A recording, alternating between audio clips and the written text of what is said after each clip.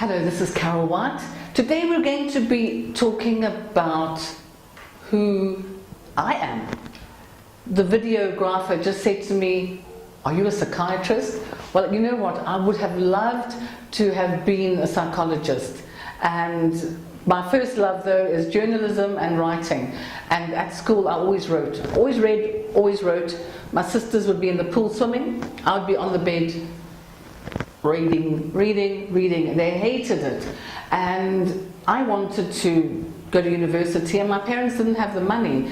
And so I had to leave school and go and work. And I couldn't even do A-levels because they said, sorry, really, go out and get a job and get experience.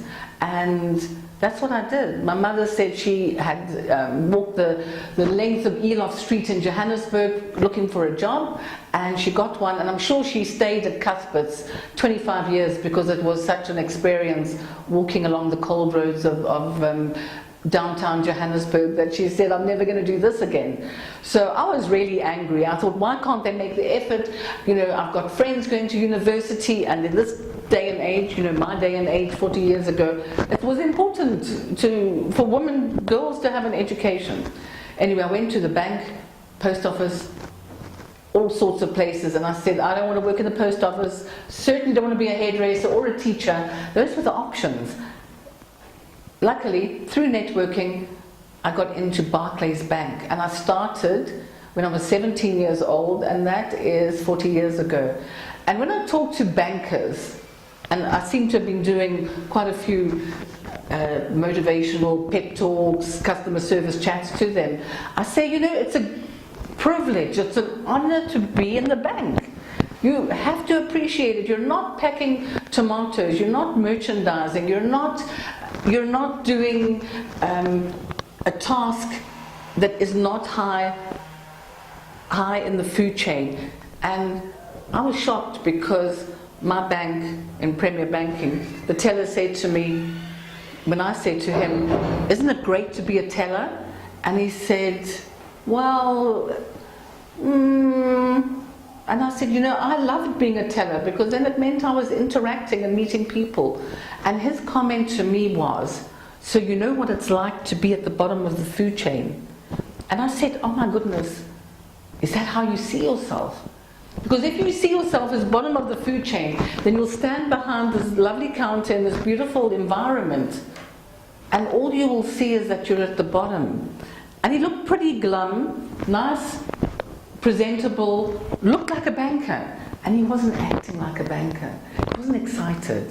I said to him, how many business cards do you collect in a day? How many people do you ask, what do they do, where do they come from? How many people have tried to poach you in the last 3 months and offer you a job because they just found your personality engaging and knew that you could do something where they are? And he looked at me very forlornly and said, no. And so my career in the bank, which spanned 7 years, was the most important foundation because I learned discipline, processes and procedures. And back in the day, women were paid less. Women were not allowed to sign on the main signatory, on the bank instruments. And my claim to fame, one of my timeline events that I write down is when I was 21, I got my A grade.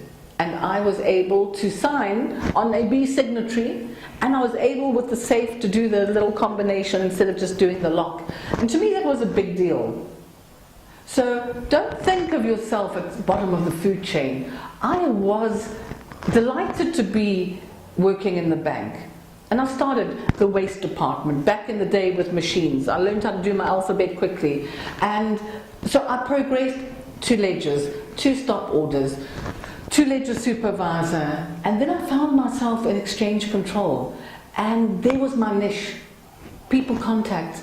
And back in '79, a lot of people were emigrating from Zimbabwe. So the bank I worked at, Barclays Avondale, was near where the lawyers, the university, and the doctors were. So it was a little hub for professionals. And they came into the bank to do their papers to emigrate, which had to be submitted to exchange control. So I became an expert in my field. I was young, I was 22, 23.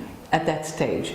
So I learned and I grew, and from there I went to head office, Pearl Assurance House, actually in Harare, and I worked at head office.